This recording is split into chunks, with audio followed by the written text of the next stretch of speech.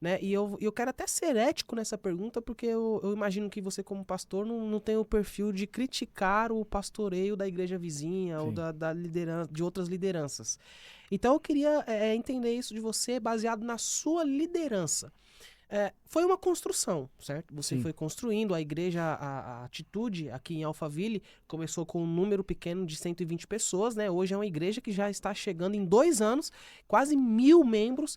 Isso denota que houve um processo, houve um trabalho, houve uma construção, houve um aprimoramento daquilo que em algum determinado momento não era bom ou não era eficiente. Normal, crescimento faz parte. Você melhora o que não está legal. Sim. Dentro disso, quais foram as ações que você passou a ter com cada ovelha sua, com cada membro? Qual o cuidado que você passou a ter que você identificou? Cara, isso aqui é uma liderança positiva, porque ela está gerando saúde, está trazendo resultados Perfeito.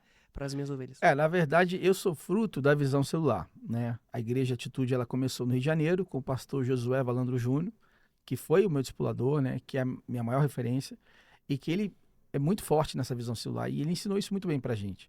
Na verdade, na célula, eu descobri o poder do pastoreio, porque se você perguntasse assim, você quer ser pastor? Eu falo, não, não quero não, eu sou músico, eu sou produtor musical, eu viajo, eu toco, acompanho cantor, acompanho artista, eu não tenho nada a ver com pastoreio. Aliás, eu sou muito tímido, eu nem sei pregar. Esse era eu. Só que um dia na célula, fui tão impactado que me convidaram para dar uma palavra na célula. Olha como é que olha isso aqui. E eu tinha dois medos muito grandes. Primeiro medo, será que eu sou salvo mesmo? Será que eu vou pro céu mesmo? Porque eu vivia uma vida dúbia. Eu era aquele crente Raimundo, entendeu? E segundo, cara, beleza, se eu morrer hoje, o que que eu vou apresentar para Deus? Eu não tinha certeza de nenhum fruto, cara. Como assim, cara? Anos na igreja, com 30 anos eu não tinha certeza de um fruto. Cadê os frutos? Eu não tinha. E aí, nesse dia que eu dei a célula, que eu perguntei assim, alguém aqui, uma pergunta despretensiosa, alguém aqui gostaria de aceitar Jesus? Eu achei que ninguém ia levantar a mão. Pela primeira vez, a menina levantou a mão. Quando a menina levantou a mão, cara, eu senti algo no meu coração que eu nunca senti em palco nenhum da minha vida. Olha que eu já toquei para 3 milhões de pessoas. Eu nunca senti o que eu senti naquele dia. Eu fui muito impactado. Aquele mosquitinho picou, sabe? Aquele do... Tipo assim, você nasceu para isso, cara. Uau. Olha aí, olha aí. Sabe aquele O, senso de relevância, de propósito, Se cara? sentir útil. Útil. Cara, eu falei, é isso.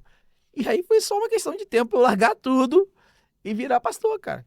Porque eu comecei a fazer isso com mais intensidade, comecei a me dedicar mais às células, comecei a discipular, os meus discípulos começaram a voar. Quando eu vi, eu estava com 70 células, sabe? E isso, assim, que eu vivi foi extraordinário. Então, o que eu fiz aqui em Alphaville? Primeira coisa, comecei com a célula. Nós fazíamos os encontros no hotel, né, Radisson, mas eu liderava 4 células na semana. 4 4 células? células. Eu liderava terça, Nossa. quarta, quinta e sábado de manhã. Só preparando os líderes e cuidando, apresentando a visão, apresentando o sonho, apresentando, sabe, a palavra de Deus, batizando.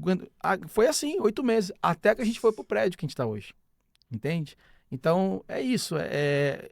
Assim, tudo tem a ver com o seu coração, cara. É o que move você a cuidar de pessoas. Infelizmente, a gente está vivendo um tempo onde a gente só quer cuidar de quem tem algo para nos oferecer. Então, dependendo de quanto é a sua conta bancária, não me interessa cuidar de você.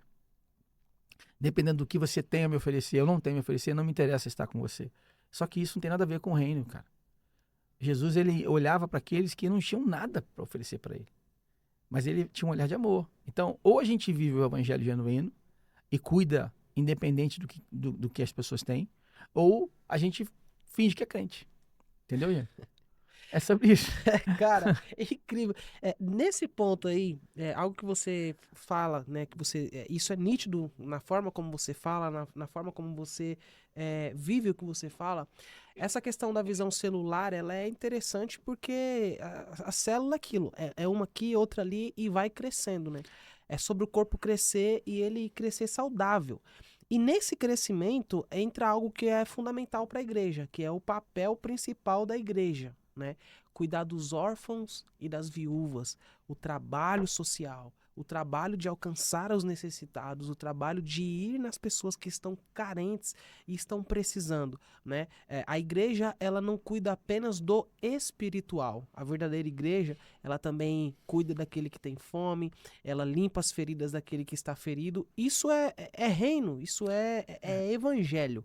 E Perfeito. aí eu queria te perguntar, uma igreja que ela não desenvolve um excelente ou um bom trabalho social, o pastor pode ter uma culpa nisso? Ele está falhando em algo? Totalmente, totalmente. A igreja relevante, eu acredito que a igreja relevante é a igreja que consegue entrar em todas as esferas da sociedade. É uma igreja que consegue cuidar como pilar do órfão, da viúva e do necessitado, com projetos. Por exemplo, nossa igreja, cara, ela tem mais de 8 igrejas no sertão do Piauí. Nós temos 3 igrejas na África.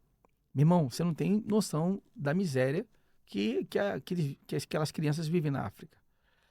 Então, a gente tem igreja Alphaville? Tem. A gente tem igreja na Barra de Tijuca? Tem. Mas a gente também tem igreja na África. A gente também tem igreja no sertão. Sabe? Então, é sobre isso. Agora, não dá para você também só praticar o assistencialismo, ou seja, você só dá comida, mas você não traz a palavra, porque sem pão, não adianta você ter pão na terra, mas não ter pão do céu, porque a pessoa vai morrer, vai para o inferno. Agora, também não adianta você trazer só pão do céu e não trazer o pão da terra, porque como é que a pessoa vai te ouvir se ela não tem nem o que comer? Então, a igreja ela tem que cumprir esse papel. Por exemplo, nós temos uma creche na Barra da Tijuca para quase 300 crianças, cara, que são muito carentes.